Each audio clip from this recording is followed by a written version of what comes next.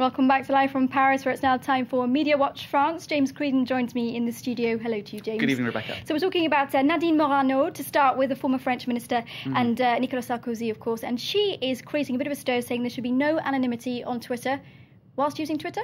Yes, essentially she tweeted that there should be no more anonymity on Twitter. Now, she is known for making a certain amount of gaffes on Twitter, so you would actually think that somebody who makes a lot of gaffes online might be in favour of anonymity or being able to delete your tweets or whatever. In any case, we're getting ahead of ourselves. Just to say exactly what she said, and I'll read it out. On Twitter, she misspelt it there are lots of cowards who insult people hiding behind anonymity. What gives me some comfort is the idea that it should be banned. Now, she's come out with this declaration before. Back in December, she said the same thing, except rather ironically back when she first came out with this declaration that anonymity online was cowardly and superficial. Her boss, François Fillon, had an anonymous Twitter account. Now, he has since added his name and his face to that account, but it was just very simply at F de Beauce for quite a while. So it is a debate that comes back again and again in French politics. Indeed, this senator by the name of Jean-Louis Masson back in 2010 became what some said the laughing stock of the web, because he proposed that bloggers should not be allowed to be anonymous. And why did he say that? He said because we should have a right of reply if, let's say, an anonymous blogger is particularly critical of such and such a politician, perhaps Mr. Jean-Louis Masson himself. He should have the right to know who has said that about him and to reply. But to be fair, most blogs contain a comment section anyway, so you can actually enter into a dialogue with that person. Is that not a right to reply? I think actually that's a very good point. You can reply to the person who continues to hold on to their anonymity, and anonymity is not something that was invented with the internet anyway. It existed back in the day of... Books were under pseudonyms, That's weren't they? right. So, what are we meant to do? Retrospectively take Molière and George Sand and all of them, all their pen names off them? I don't know. It seems like a silly debate to me, to be honest. I'm trying to agree with you. A website that has been launched in the US, I think, cataloguing tweets deleted by politicians. It's got a brilliant name as well, hasn't it? That's right. Here it is, PolitiWhoops. Now, this is actually the headline on the Time blog newsfeed. They said it is the most amusingly intrusive platform for internet transparency since WikiLeaks. Now, the idea is, it was launched last week, they catalogue tweets that have been deleted. Now, that's the website there, PolitiWhoops. For example, Newt Gingrich referring to himself in the third person. Newt is backstage, ready to take the podium. That stayed online about 7 minutes before they decided, actually, that sounds a bit silly. But actually, I think that was probably just an aide who tweeted for him, right? Exactly. Another example is John McCain, after Vladimir Putin was re-elected, saying, "Dear Vlad, surprise, surprise, you won. The people of Russia are crying too," because Vladimir Putin was very tearful. And that stayed online for about 2 minutes. So actually what they've done on this website is they've developed software to catalogue a tweet every time it is deleted by a politician of some renown. So even if you delete your tweet now, it actually could be a way of drawing attention to it. Yeah, the electronic footprint remains, doesn't it? Absolutely. So yeah, it is privacy online. It goes beyond anonymity on Twitter, or indeed deleted tweets, etc. It's right across the web. And there are a couple more stories I flagged today, Rebecca. One is on the Gawker website.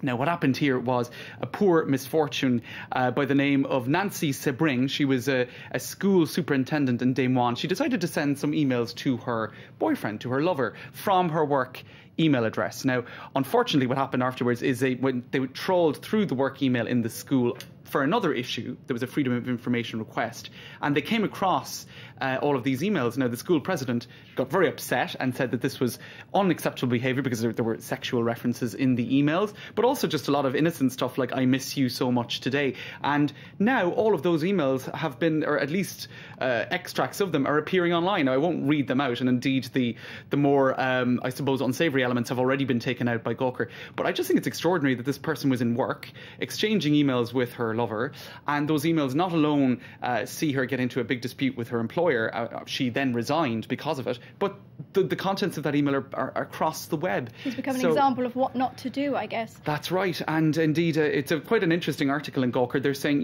computers, yes, they could be seen as special work tools. So when you're using your work tool, don't use it for non-work purposes. But actually, computers are becoming increasingly an extension of ourselves. So what next? Are we meant to be restricted from thinking private thoughts while in a workplace? If you're spending 8 hours a day or longer, 5 days a week in work, you have to in some way give expression to your private personal self. And these were emails exchanged with her boyfriend or partner. I suppose that's what the water cooler is for. That's right.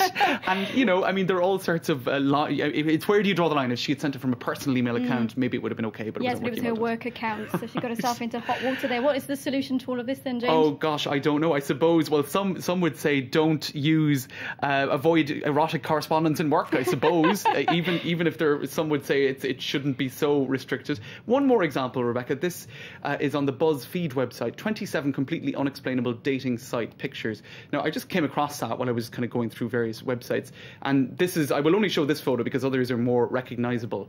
And the whole idea of this article is to laugh a little bit at people who've put up silly photos on dating websites. But I reckon they didn't think when they put those photos up that people who are not on the website, for example, anyone reading BuzzFeed or, watching Media Watch, would see some of these photos. So again, it's an example of where you think you're engaging in some sort of private or semi-private correspondence or exchanges, and actually it becomes massively public.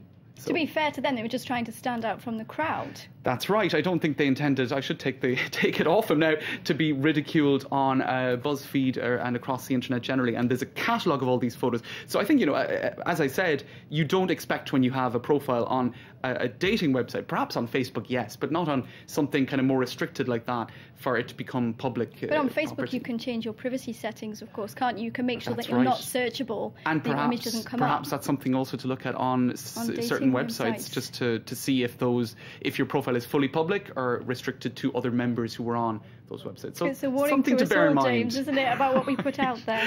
That's it, and what can be picked up. Thank you ever so much, James Creedon. That was Media Watch.